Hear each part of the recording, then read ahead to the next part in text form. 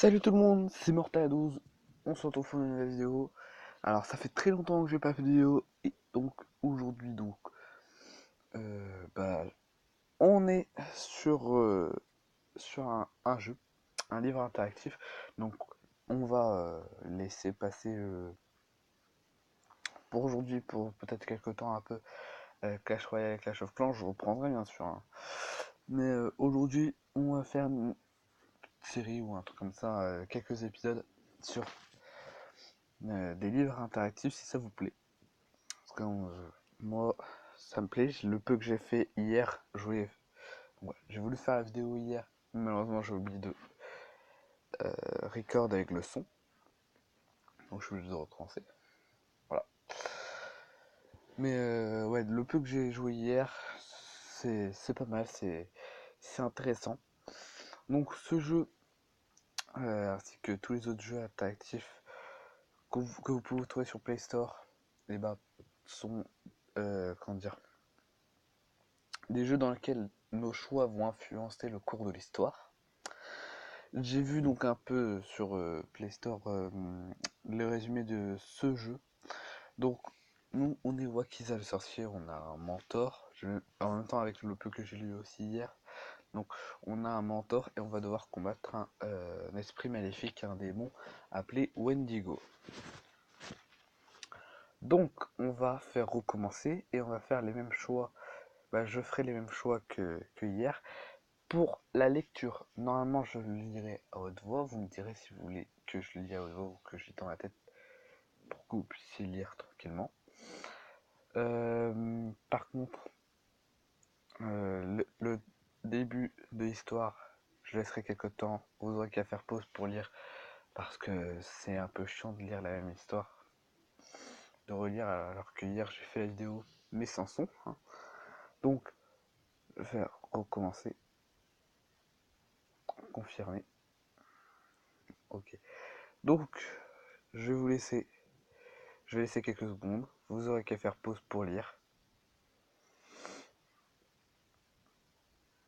Voilà, je laisse. Voilà.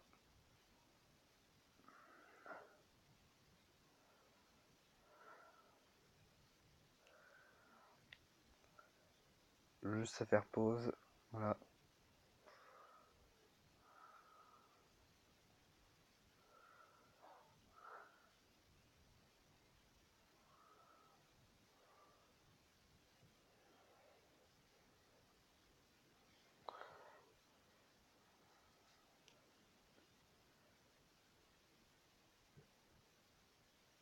Voilà.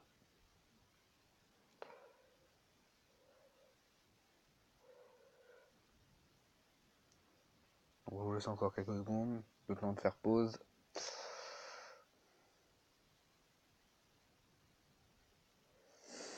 Et la fin de l'histoire, de la première partie de l'histoire. Donc je vais faire le choix que j'ai fait hier, normalement, hein,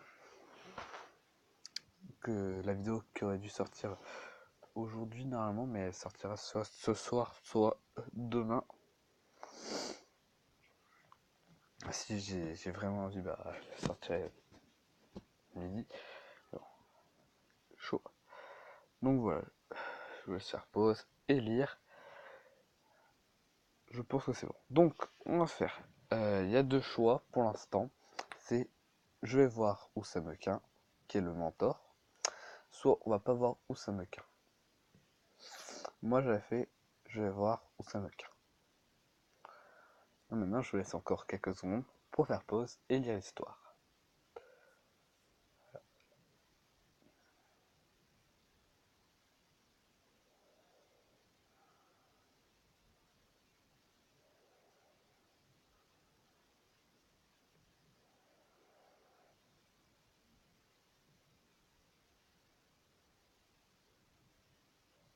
Donc voilà, quelques secondes.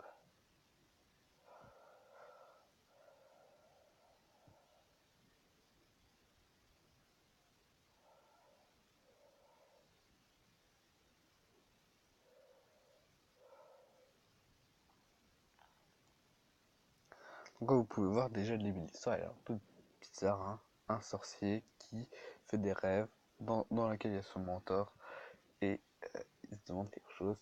Donc là vous allez lire le journal.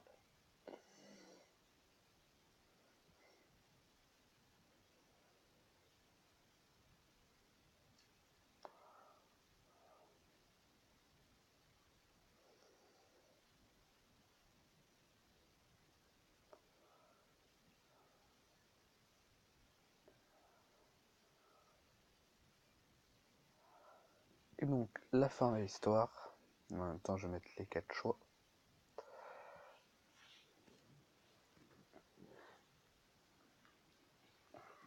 Voilà, donc là je pense que ça va être bon. Donc il y a 4 choix. Regarder dans la boîte à gants, allumer la radio, prendre et lire le journal, aller au dîner. Alors le dîner, c'est pour aller voir Oussama Khan. Allumer la radio, je sais pas, hein.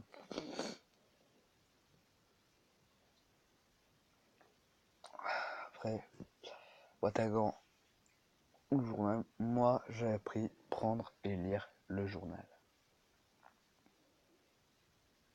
Ok, pub, merci. Voilà. Donc là encore, je vais laisser quelques secondes pour que vous puissiez lire. Et normalement, on va arriver au dernier choix. Et là, je lirai à haute voix. Et vous me lirez dans les commentaires si vous préférez que j'ai dans la tête ou que je lise à haute voix.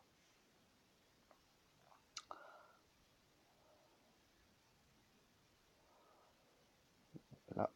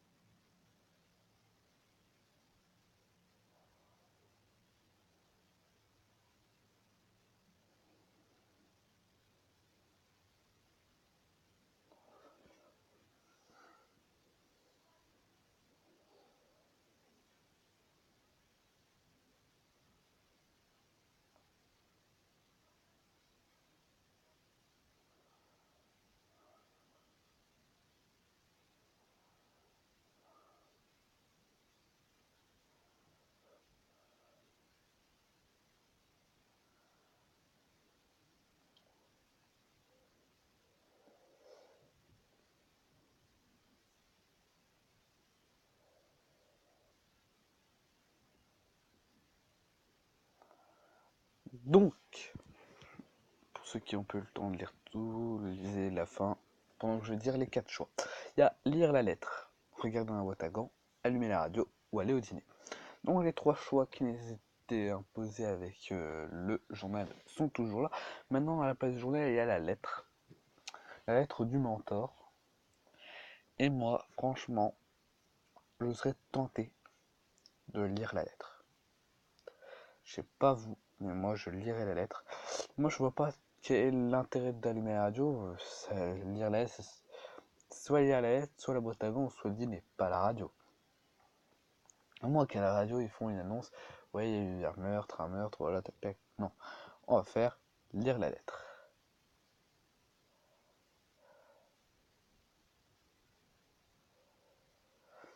Alors, vous êtes prêts? Donc là je vais lire. Oh non. Je songe alors que je dois regarder ma main pour savoir si je rêve ou non, mais non.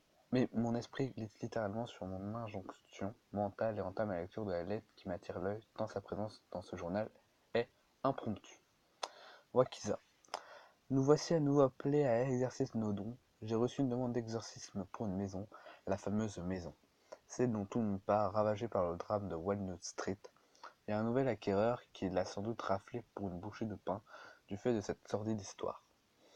Pourtant, il semble riche au vu de la somme qu'il verse à la communauté et donc aussi à toi, indirectement. Cependant, je te mets en garde. Tandis que je tiens la lettre de ma main droite, je tourne la manivelle pour descendre ma fenêtre à la gauche. Avec la gauche, il ne reste que quelques lignes à lire quand la lettre m'échappe littéralement des mains, happée par un fort coup de vent qui pénètre soudain à l'intérieur. Sous mon regard effaré, le papier s'engouffre par la fenêtre passager et poursuit sa course folle dans la rue.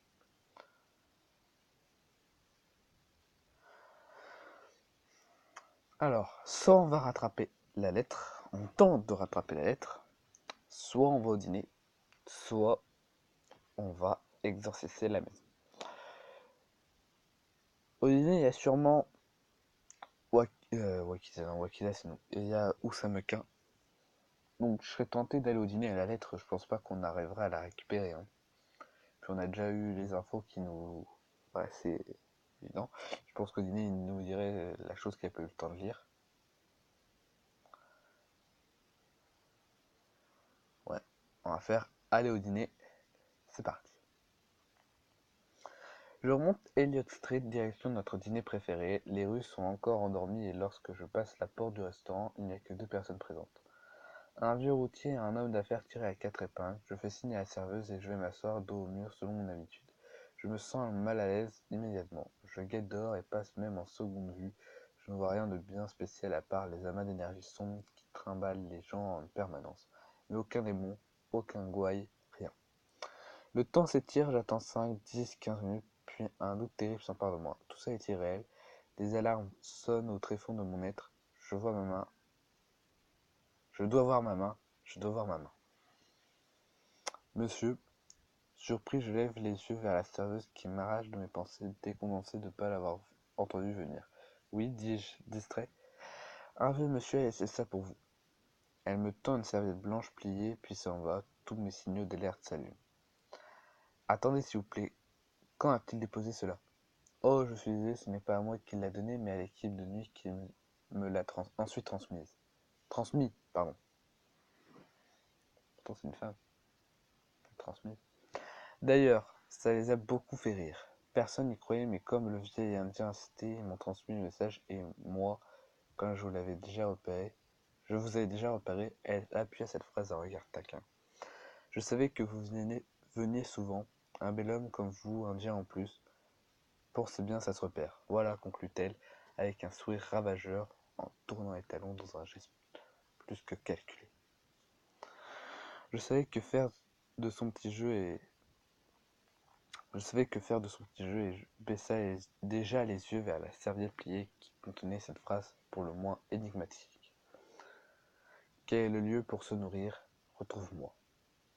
Sidéré, mes épaules s'affaissent d'elles-mêmes. Immédiatement, je pense le dîner. Lieu pour se nourrir, quoi de mieux qu'un dîner? Mais tu n'es pas là, Osamekin. Où es-tu? Qu'est-ce que cette énigme étrange?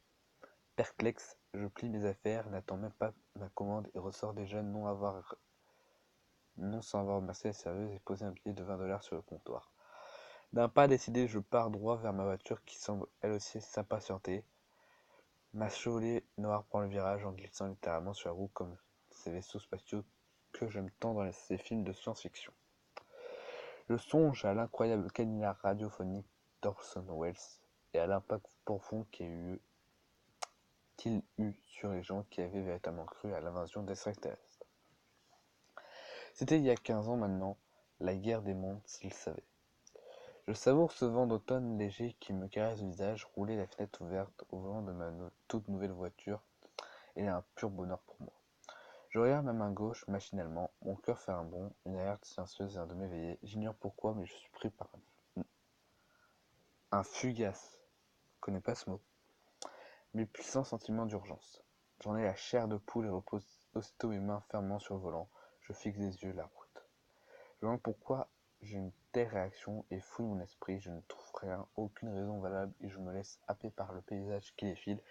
Mon envie de voir ma main glisse entre les mailles de ma conscience et je divague. Au même moment, je constate dépité que le ciel se couvre. Un orage arriverait-il? Je songe que c'est étrange, car je n'ai rien vu venir. Toutefois, ça pourrait être normal, nous sommes en début d'automne après tout. L'été indien devra bientôt finir par s'achever.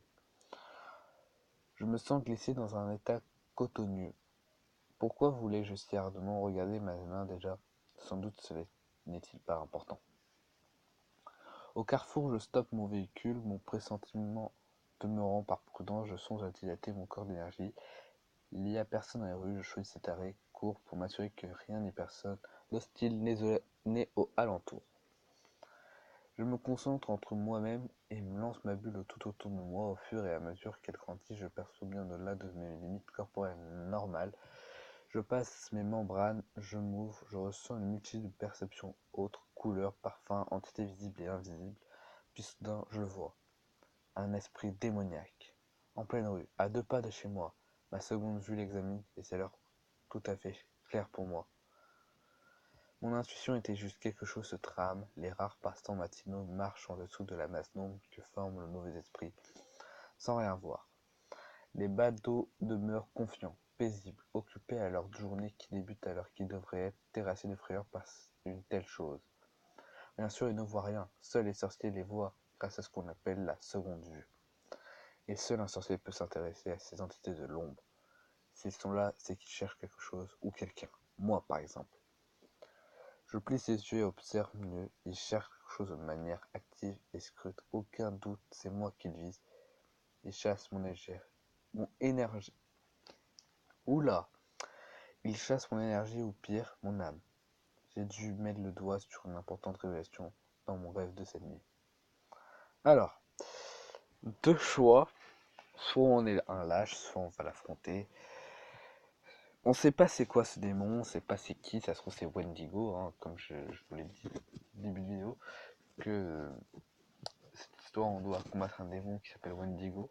Et vous l'avez pu le lire même aussi si vous avez fait pause et que vous avez lu. Donc, soit on affronte le démon, ça se trouve ça peut être n'importe quel démon, soit on le fuit, soit on se barre. Moi franchement je suis pas un lâche. Ou un peu.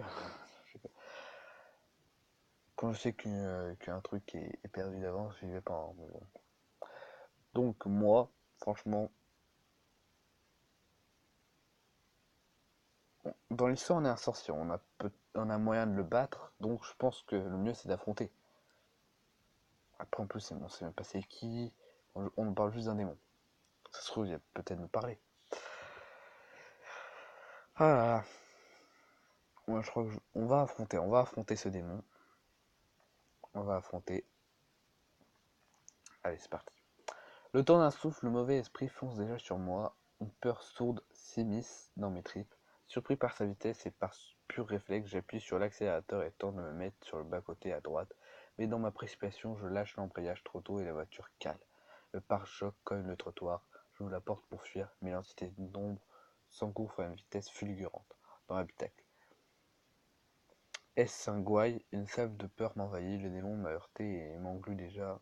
Son ombre coule sur mon épaule, mon bras droit inonde ma jambe.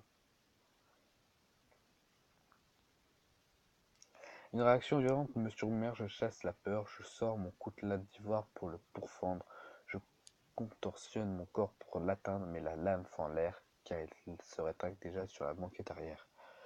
Sa plasticité est déroutante, jurant et vociférant, je me retrouve brusquement pour lui faire face.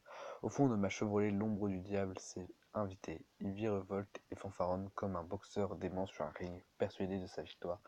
Mais je ne vais pas laisser faire ça. Ma panique est transformée en colère noire et c'est en furie que je bondis littéralement sur le corps d'ombre, mais la bête s'est maintenant déployée et étale ses tentacules longs de toutes parts. Elle m'enserre alors d'un coup dans ses griffes froides et répugnantes. Je me retrouve soudain noyé dans un étang froid et boueux. Ce n'est pas un simple gouaille, non, quelle horreur, c'est un démon de l'ombre, puissant, impitoyable, et là pour dévorer mon énergie ou pire, boire le sang de mon âme. Désemparé, je gesticule, mais plus je bouge, plus il m'étreint. Le froid me paralyse, m'insinue, glisse sous ma peau. Seigneur, nom de Dieu. Avec le froid se glisse un désespoir grandissant. Mes barrières internes cèdent vite, trop vite. Je me sens vidé, démuni, sans plus aucune énergie pour faire face. Quelle heure ai-je commise? Une sombre fatalité s'installe, je m'immobilise. Déjà, je ne peux plus rien faire. Mon corps ne répond plus, je ne vois plus rien, ni la voiture ni la rue. Seule demeure l'obscurité des enfers. Alors au moment où je sombre entièrement dans une immobilité de mort, figé, j'ai une dernière pensée pour mon tort. Je vois son visage, je regrette puis c'est le noir total. Au bout d'un temps indéfinissable, j'émerge doucement, je vois que ma bouche a saigné un peu. Qu'est-ce que je fais par terre, me dis-je. Je vais perdre conscience en me heurtant et la tête et ma lèvre s'est entrouverte. Mais pourquoi? Brusquement, je me retrouve vers la porte. Dieu merci, elle est close. J'ai dû la pousser dans mon ultime mouvement avant de chuter. Soudain, des flashs me reviennent en saccade. Le carrefour, le démon de l'ombre, l'attaque au milieu, à travers du pare-brise et le combat entre eux. Oula, et j'ai du mal à lire aujourd'hui. Les combats dans la voiture, puis l'enfer glacial. J'ai échoué. Et voilà que je me réveille ici. Un terrible abattement s'installe en moi. Je regarde mon lit, peut-être me suis-je effondré par terre pendant mon inconscience. Et je fuis tout au long d'ici juste. Franchement, je sais pas ce qui arrive, mais là j'ai du mal à lire. Et je fuis tout du long jusqu'ici, où je me suis réveillé ici. Comment un tel blackout est-il possible? Je jette un œil à nouveau à ma porte. Mon appartement est depuis longtemps protégé. Il y a un tourne-roue dans cette histoire, à moins que j'eusse oublié certains souvenirs. Qu'ai-je pu faire entre ce combat terrible qui me semble avoir perdu et mon réveil ici dans mon appartement? En tout cas, pour l'instant, je suis sauf. Si des entités m'ont poursuivi, elles ont dû se heurter au mur de lumière qui entoure le lieu. L'ensemble de cet appartement est entouré d'une barrière visible protégeant mon habitation et moi-même ainsi que toute personne à l'intérieur. Pour le moment, je suis donc en sécurité. Mais rien ne me dit que ce soit ainsi que cela s'est passé. Je sens confusément en moi qu'il me manque un élément crucial pour comprendre ce qui se passe. Encore groggy, groggy. Encore groggy. Je songe alors à regarder ma main alors. Pourquoi j'ai alors ces quarts? Alors à regarder ma main, car si ma bague est sur mon doigt, je suis donc dans le monde des vivants. Enfin, le monde des humains. Si ma bague n'est plus là, c'est que je suis dans le monde, un des mondes multiples du rêve. Et au même instant, j'entends un chien aboyer au loin fort. Ce chien, c'est aboyant. C'est aboyant. Aboiement. Il me saisit l'esprit, me glace le sang, j'oublie ce que je voulais faire. Je relève la tête, toujours embrumé par ma chute sur le crâne. Cette chose qui me trouble encore, je dois découvrir ce que c'est. Et si je n'ai pas pu finir la suite de la lettre où ça me quint, je peux néanmoins répondre à sa demande. Mais ce chien, son aboiement incessant me heurte entièrement et provoque un inconfort terrible. Je tente de rassembler mes idées, il est assez évident que si des entités sombres me sont tombées dessus en plein jour et avec une telle agressivité, il semble clair qu'elles ne voulaient pas que j'accomplisse une action. Elles voulaient me bloquer, voire me tuer pour que je ne découvre pas quelque chose. Mais quoi? Que je ne devais pas faire cet exorcisme de maison? Serais-je si crucial ou pourrait-il s'agir d'autre chose? Je me lève à talons et me rallonge sur mon lit, puis agréable que mon plancher dure. Depuis mon oreiller, je vois me balancer la Dreamcatcher devant la fenêtre. Je ferme les yeux pour me calmer. Alors l'évidence me saute aux yeux, je dois finir à l'aide de Samekin, c'est l'unique solution de mon problème, seul lui pour remédier. Trop de mystères entourent les événements actuels, trop de mystères et surtout trop de dangers. Si je ne l'ai pas cette lettre, c'est ma vie que je risque. Ah! Ah bah là on n'a qu'un choix, on est obligé d'aller dans la rue là. Oh là là, je regarde combien de temps, on est à 23 minutes de vidéo. Donc, on va se quitter. On va se quitter pour ce premier épisode. On fera le deuxième épisode plus tard. Je pense que c'est bien. Alors, désolé si j'ai beaucoup bafouillé dans cette vidéo. Désolé si des fois j'avais beaucoup de mal à lire. Désolé aussi si le début j'ai dû vous laisser faire pause pour que vous puissiez lire. Mais je suis sûr que la moitié n'aura pas lu et aura voulu voir ce qui se passe après. Dites-moi donc dans les commentaires si vous préférez que je lise dans ma tête ou que je lise à haute voix. Moi je préfère lire à haute voix. Comme ça au moins on peut réagir ensemble et tout. Même si des fois je bafouille et qu'aujourd'hui j'ai eu beaucoup de mal à lire certains mots. Donc voilà. En tout cas, si ce genre de concept vous plaît, bah, dites-moi dans les commentaires, comme ça on fera d'autres vidéos. Je terminerai déjà cette histoire. Dès qu'on aura terminé cette histoire, vous aurez qu'à me dire si vous voulez une autre. Et si vous voulez une autre, bah, j'en ferai d'autres, etc. Voilà. En tout cas, on se retrouve bientôt là pour la suite de comment dire de sorte de let's play, hein. Mais c'est pas un let's play de cette histoire, de ce book game. Donc au prochain peu, on aura juste un seul choix, c'est aller dans la rue. Et je suppose que un moment, il y aura soit des démons, soit on va lire la lettre, ou un truc comme ça. Mais bon, en tout cas, je pense qu'on aurait dû fuir, on n'aurait pas dû l'affronter. Bon, je sais pas si ça aurait changé quelque chose. En tout cas, j'espère que cette vidéo vous aura plu, malgré les petits problèmes début de vidéo et pendant la vidéo quand je bafouillais, ça ne vous a pas dérangé. J'espère que vraiment cette vidéo a plu, hein. Que vous voulez d'autres, dites-moi donc vos avis dans les commentaires. Réagissez à ce que j'ai dit dans les commentaires. Et on se dit à très bientôt pour une nouvelle vidéo. Lâchez un pouce bleu et abonnez-vous si ce n'est toujours pas fait. Et à bientôt.